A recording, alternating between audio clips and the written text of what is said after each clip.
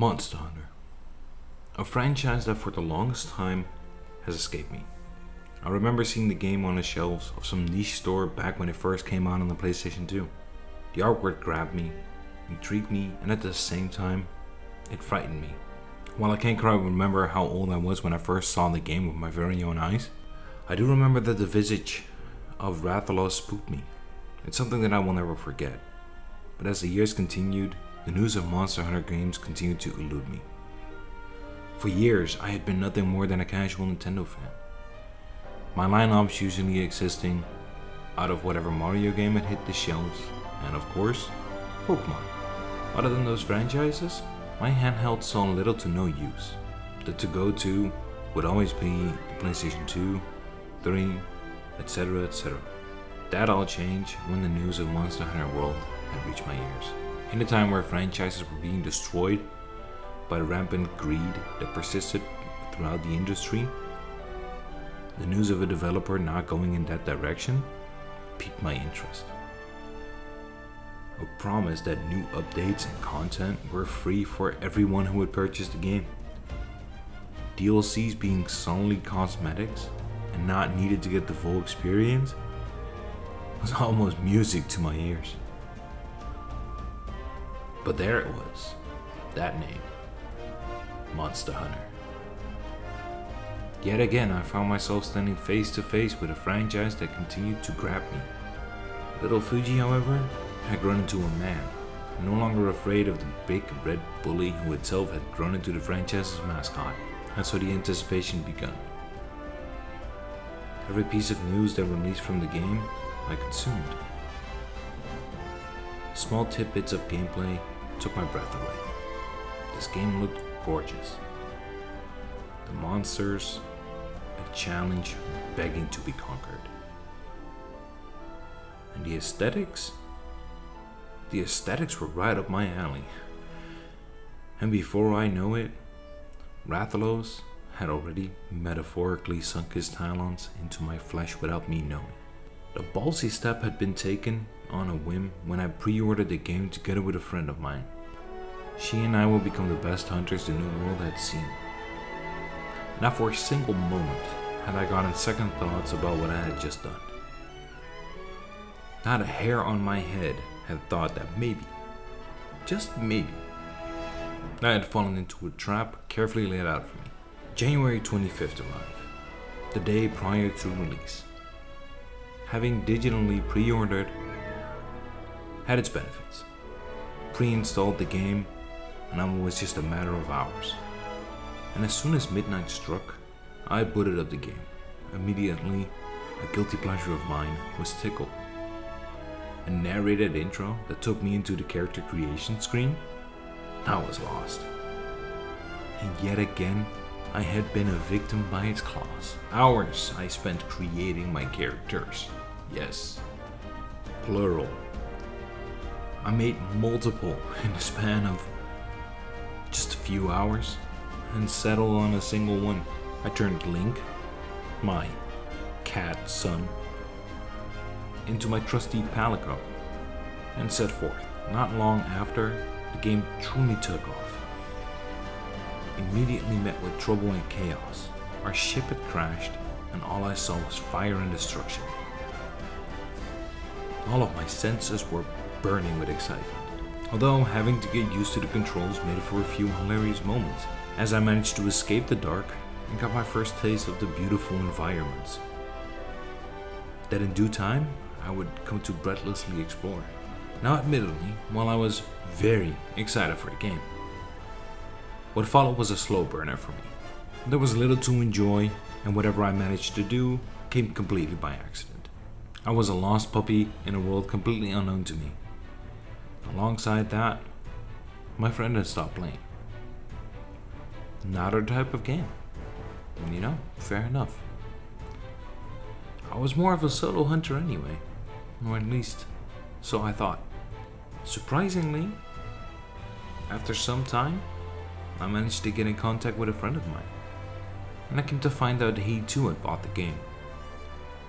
But he was playing alongside his cousin and a coworker, and with room for one more, I hesitated not in joining them And quickly, it had become the game I would boot up every single day. Laughs, frustrations, cursing and cheering were what followed for hours.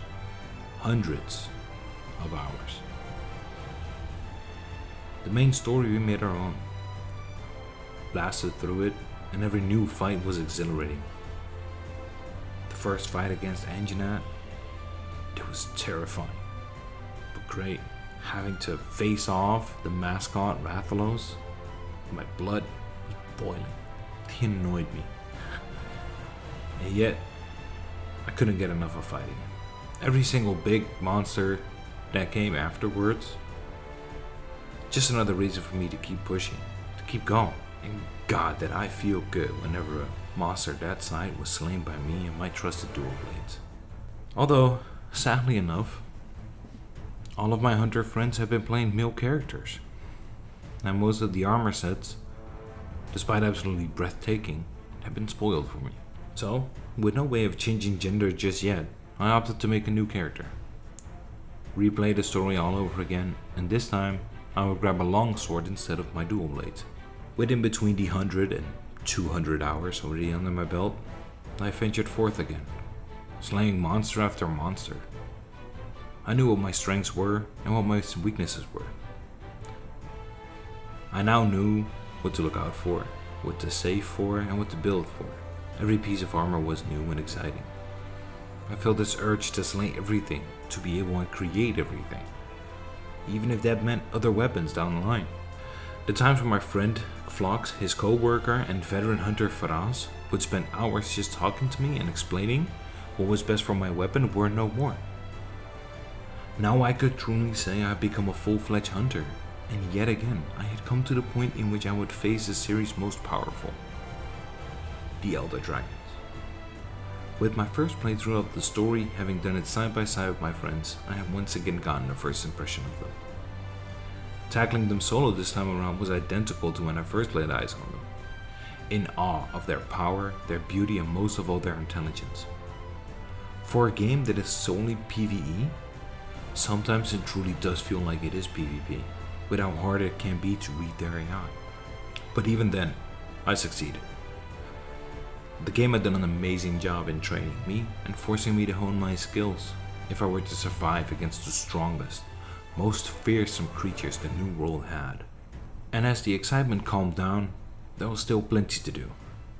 Armor sets that needed finishing, different longswords to exploit weaknesses that needed creating, and even small endemic life that could be captured to add to my room. It was more than enough reason for me to boot up the game even in my most relaxed times. To just walk around the different locations in awe of what the talented team had created, and how much time and love had been put in a living, breathing ecosystem complete with wildlife and a functioning food chain hierarchy. I cannot emphasize how much enjoyment one could grab out of just exploring the different playing fields, and how much I enjoyed exploring them. Now there's plenty of mechanics that I haven't even begun talking about, and quite frankly, that I won't be talking about in this video. This right here is not a review. This is a love letter to a franchise that I've grown to adore and hold dear with a passion. A franchise that has kept its word with new and free updates to an already impressive roster of monsters. With new and exciting weaponry, armor, and of course, more monsters. From the likes of a Devil Joe, who brought fear back into my heart, to the devastating beauty that is Runastro. With each update, I would once more spend hours upon hours into the game, reaching into the hundreds, and eventually even into the thousands. Not a place I would rather spend my time other than in this game, and the story, while superficial at best, was enough to keep me hooked in interest. This franchise and its community were godsend in a time where I had outgrown my usual to-go-to franchises. The likes of Call of Duty, and even further back along the years, FIFA, were no longer in my sights. How could I? How could I ever think about going back when I had been spoiled by the likes of Monster Hunter and games much alike, where even as I thought I had done it all and seen it all, that there was nothing left for me to slay, nothing left for me to make. No weapons that I still needed to learn and experience. I had done it all, even the absolutely of collaborations. And no, I'm not looking at you, Extreme Behemoth. You can stay away, and you can never return, for all I care about. They released their much anticipated DLC, a big one, and I dropped everything again. Just everything that I was playing at the moment, I dropped it, to once more rejoin my squad in our quest for greater challenges. A AAA game that only released a single DLC and added yet another 1,000 hours of playtime to an already existing 1,000 plus, to me was beyond everything and anything I'd experienced before. From all the new monsters to the new variants added to them, and even a completely new design to every single armor set, I once again fell in love with the game. And yet again I would pick it up every single day to fight whatever came my way. And in the height of this pandemic, it could not have come at a better time. And with every new update, adding not only existing monsters like Kulva, but new monsters, that even in the DLC we got free updates to give us more than our pennies worth. And all of that came to an all-time high in terms of my excitement and that of my friends. When we first got to hear about the new update, adding no less than a real black dragon.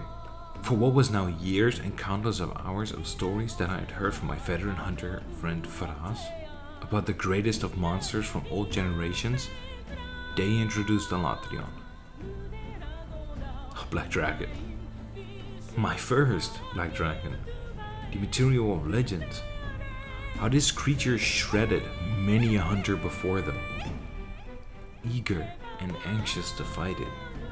Nervous when it first roared at me. But confident that in due time we would yet again be victorious in what seemed impossible at times. With each minute passed, our fights became more fluent, trusted more in our senses and intuition. Everything that I had been taught and told about what the past generations did and gave suddenly seemed so much more believable. Time was good to the Monster Hunter franchise. The movements of hunters and monsters alike more fluent than ever. Quality of life changes that embodied themselves in every new hunter this series had gotten by the way we managed to create and chug away at health potions of varying degrees during our fights. Buffs easily applied even during the heat of battle. It all assisted us in overcoming whatever challenge that we were facing at the time. Even Elatrion, who had appeared to be such a big hill to conquer, eventually fell to our blades. And that all led to the climax of the series. The last hunt. The last true update to the roster of an already amazing lineup. There he was, finally. Fatalis, the Black Dragon. Now this, my friends, was a challenge. A fight that took the most out of both Faraz, who had become my most trusted hunting partner, and me. Hours upon hours we fought the beast, chipping away at him and gaining material, scraping off pieces of its flesh to finally be able to create weapons that felt strong enough to take him on. Now I felt that after battle relief plenty of times throughout my journey in Monster Hunter World, but not one could or would ever come close to what I was about to experience. We called bullshit plenty of times. Fatalis hit too hard. He hit too fast. He was too aggressive. His attacks covered too much ground. Hitboxes were wonky. Horns were too sturdy. They were out of our reach. The final phase was too unfair, and on top of that, the timer, way too short.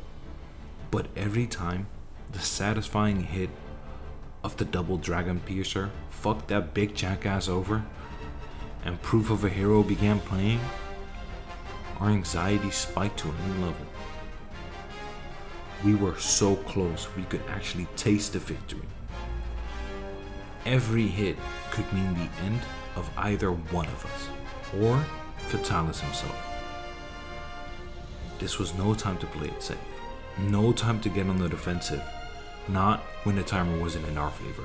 And as the final blow was given, a victory sigh of relief came alongside the laughter of two hunters who went through the fires of hell, victorious over the hardest fight I had ever done in my gaming career.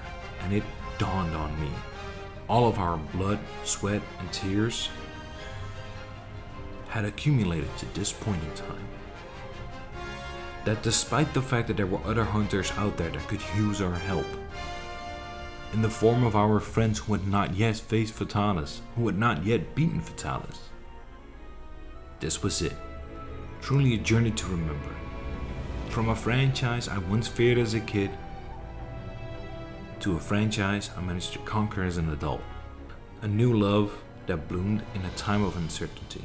Thank you, everybody who worked on the game and hunted alongside me.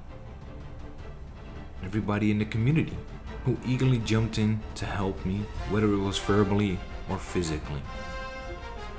I want to thank you for the memories, the remarkable moments, and extreme emotions. I want to thank you for the long-term friends I made along the way. This franchise, its games and community have been nothing short of amazing. It was an honor fighting alongside the most talented hunter this series has ever seen. It's been an honor to meet a lot of people that I could now call close friends of mine. Until we meet again, Hunter, in Monster Hunter Rise.